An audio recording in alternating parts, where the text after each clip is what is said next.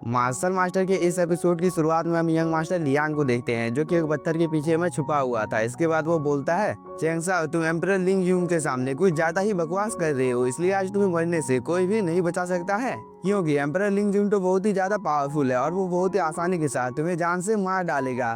दूसरी तरफ एम्परर लिंग यूंग बोलता है, चैंगसा मैंने कभी नहीं सोचा था कि तुम स्पेस वेरियर का भी यूज कर सकते हो, जिसकी मदद से तुमने मेरे अटैक को बहुत ही आसानी के साथ डिस्ट्रॉय कर दिया था। लेकिन तुम्हें यहाँ पर चंगसा मुझे इन सब चीज़ों के बारे में समझाना होगा कि आखिरकार तुमने इन सब चीज़ों को क्यों किया है, नहीं तो मैं तुम्हें जान से मार डालूंगा। इसलिए तुम्हारे लिए अच्छा यही होगा कि तुम सब कुछ इस जगह पर बोलना शुरू कर दो। लेकिन चंगसा तो कुछ ही नहीं बोलता है और वो एक माउंटेन की ओर देखने लगता है, जिसके ऊपर में दो गार्डियन खड़े होते हैं। इसलिए चैंगसा बोलता है, आप दोनों तो डैन पवेलियन के हो और ये एल्डर तो मेरे ऊपर इस जगह पर कंटिन्यू हमला कर रहा है, क्योंकि डैन पवेलियन के रूल के हिसाब से ये एल्डर इस जगह पर गलत कर रहा है। इसलिए आप लोगों को यहाँ पर जरूर से कुछ करना चाहिए, क्योंकि एम्परर लिंग जुन तो इस जगह पर मेरे ऊपर कंटिन्यू हमला कर रहा है। इस बात को सुनकर डैन पवेलियन की ये दोनों गार्डियन एम्परर लिंग जुन के सामने आ जाते हैं। इसके बाद ये दोनों एम्परर लिंग जुन को समझाने लगते हैं कि तुम वुयू रेलम के अंदर में ऐसे ही किसी के ऊपर अटैक नहीं कर सकते हो, इसलिए तुम्हें यहाँ पर इस मामले को यहीं पर शांत कर देना चाहिए, नहीं तो इस चीज की वजह से तुम्हें प्रॉब्लम का सामना भी करना पड़ सकता है।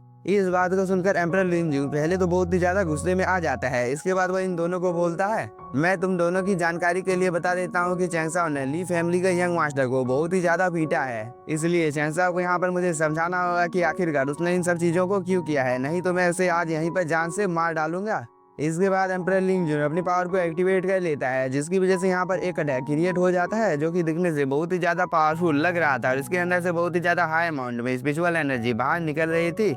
इसके बाद एम्परर लिंग जुन इस अटैक से चैंगसाओ के ऊपर हमला करने ही वाले थे, लेकिन तभी ये दोनों गार्डियन ने भी अपनी पावर को एक्टिवेट कर लिया था। एक ही झटके में ये दोनों एम्परर लिंग जुन के अटैक को डिस्ट्रॉय कर देते हैं, जिसे देखकर एक पल के लिए एम्परर लिंग जुन भी थोड़ा सा शॉक हो जाता है, क्योंकि इन दोनों डैन पवेलियन के गार्डियन ने एक ही झटके में एम्परर लिंग जुन के अटैक को डिस्ट्रॉय कर दिया था, जिसकी वजह से यहाँ पर एक छोटा सा ब्लास्ट होता है। लेकिन एम्परर लिंग जुन अभी भी हार मानने को तैयार नहीं था, इसलिए उसने यहाँ पर और एक अटैक को क्रिएट करना शुरू कर दिया था। इसके बाद वो बोलता है, आप दोनों यहाँ पर मेरे मामले में अपनी टांग को मत अड़ाइए, क्योंकि मुझे किसी भी हालत में चैंगसाओ से बदला लेना है। और वो ये बोलकर एक अटैक को क्रिएट कर लेता है, क्योंकि एम्परर लिंग जून ने अपनी एनर्जी को एक जगह पर इकट्ठा करना शुरू कर दिया था। इस चीज को देखकर डैन पवेलियन की ये दोनों गार्डियन यहाँ पर अपनी पावर को एक्टिवेट करने ही वाले थे, लेकिन तभी एम्परर लिंग जून यहाँ पर अपनी एनर्जी को रिलीज करता है, जिसकी वजह से ये दोनों गार्डियन थोड़े से पीछे चले जाते हैं। और इस मौके का फायदा उठाकर एम्परर लिंग जून ने चैंगसाओ के ऊपर अटैक कर दिया था, लेकिन चैंगसाओ तो यहाँ पर अपने मिस्टीरियस स्वॉर्ड को समन कर लेता है, उससे वो एक स्लैश अटैक इस अटैक के ऊपर कर देता है, जिसकी वजह से ये अटैक एक ही झटके में डिस्ट्रॉय हो जाता है,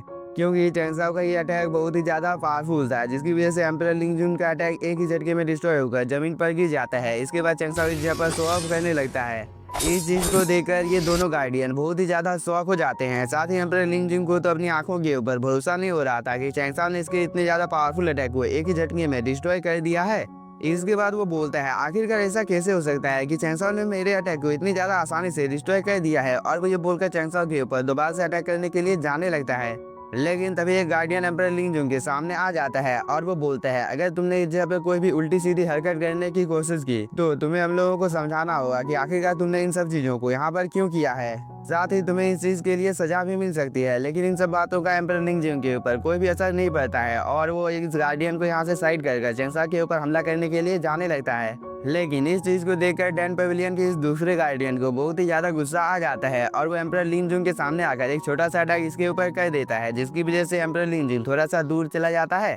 इसके बाद ये गार्डियन बोलता है, बहुत हुआ, अब तुम्हें इस जगह पर शांत हो जाना चाहिए, नहीं तो हम भी तुम्हारे ऊपर हमला करने से पीछे नहीं हटेंगे, क्योंकि एम्परर लिंग जून तुम्हें भी पता है कि आखिरकार इन दोनों में से गलती किसने की है, फिर भी तुम आखिरकार इस जगह पर ऐसा बिहेव क्यों कर रहे हो, क्योंकि तुम्हें तो सब कुछ पता होने के बावजूद भी तुम इस जगह पर ऐसी हरकत कर रहे हो, तो लोग आखिरकार तुम्हारे बारे में क्या सोचेंगे। इस बात को सुनकर एम्परर लिंग जून शांत हो जाता है। इसके बाद वो बोलता है, चैंगसाओ तुम ये सोचकर खुश मत होना कि मैंने तुम्हें यहाँ पर छोड़ दिया है, क्योंकि अगर तुम मुझे वुयू रेलम के बाहर मिल गई तो तुम्हें मरने से कोई भी नहीं बचा सकता है। ये बोलने के बाद एम्परर लिंग जून ली के पास चले जाते हैं और उसे अपने कंधों के ऊपर उठाकर इसे इस जगह से ले जाते हैं। इस चीज को दूर से यंग मास्टर लियांग भी देख रहा था और इसे भी यह समझ में आ जाता है कि इसकी दाल इस जगह पर गलने वाली नहीं है, इसलिए वो अभी अपनी जान को बचाकर यहाँ से भागने लगता है। लेकिन उसे चलने में इस जगह पर बहुत ही ज्यादा प्रॉब्लम हो रही थी, क्योंकि इसे ऐसी ऐसी जगह पर चोट लगी थी जिसके बारे में वो किसी को बता भी नहीं सकता है, लेकिन वह किसी तरह से इस जगह से निकल जाता है। दूसरी तरफ ये दोनों गार्डियन भी यहाँ से चले जाते हैं। इस चीज को देखकर चैंसा भी थोड़ा सा खुश हो जाता है। इसके बाद वो अपने दोस्तों के पास आ जाता है और होली गर्ल चैंसा को सही सलामत देखकर बहुत ही ज्यादा खुश हो जाती है।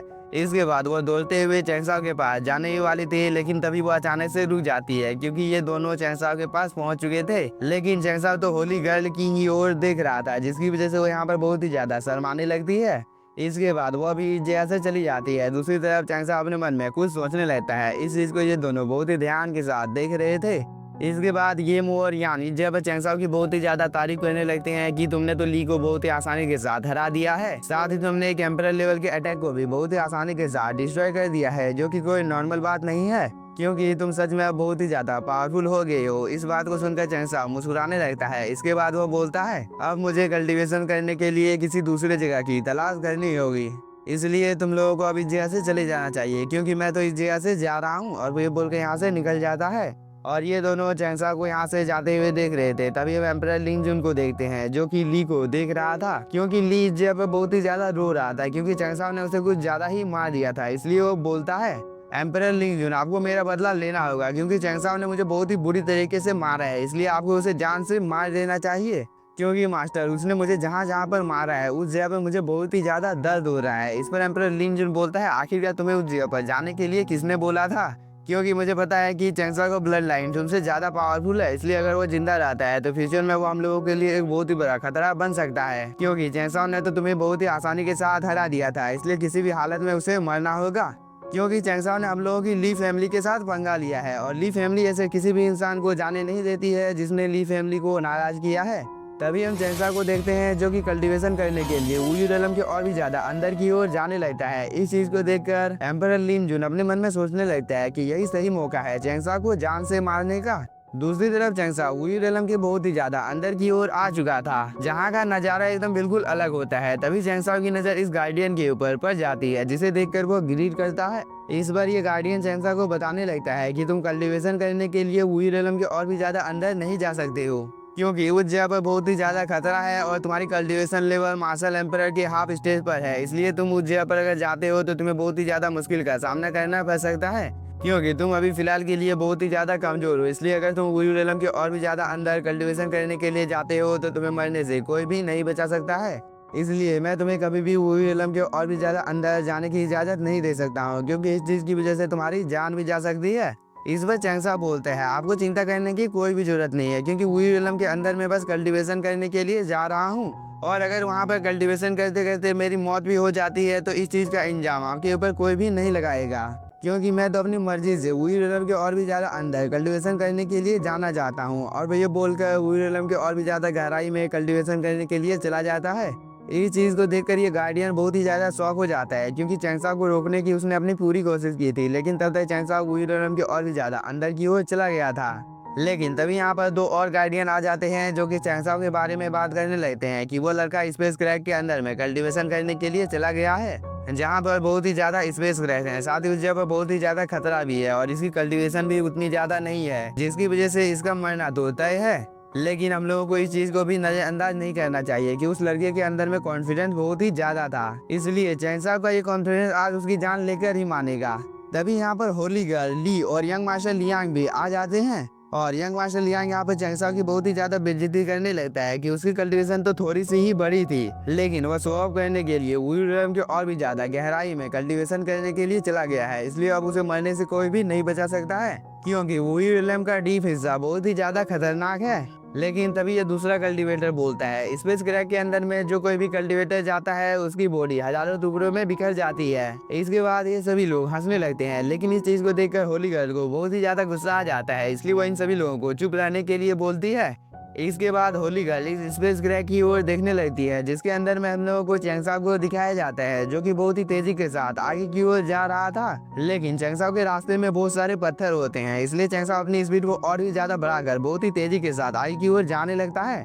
लेकिन ये सब चीजें कम थी, जो कि यहाँ पर थंडर स्ट्राइक भी होना शुरू हो जाता है, जिसकी वजह से चैंगसा को और भी ज्यादा प्रॉब्लम होने लगता है। लेकिन किसी तरह से उसने इन सभी चीजों को पार कर लिया था। लेकिन इस चीज को देखकर होली गर्ल बहुत ही ज्यादा डर जाती है। लेकिन इसी के साथ हम लोगों का ये एपिसोड हो जाता है खत्म। तो अगर आप लोगों को एपिसोड पसंद आया होगा तो चैनल को सब्सक्राइब कीजिए और वीडियो को like. Thank you for watching. और कुछ ही देर में 10,000 वर्ल्ड का भी नेक्स्ट एपिसोड में अपलोड करने वाला हूँ, तो प्लीज सपोर्ट मी।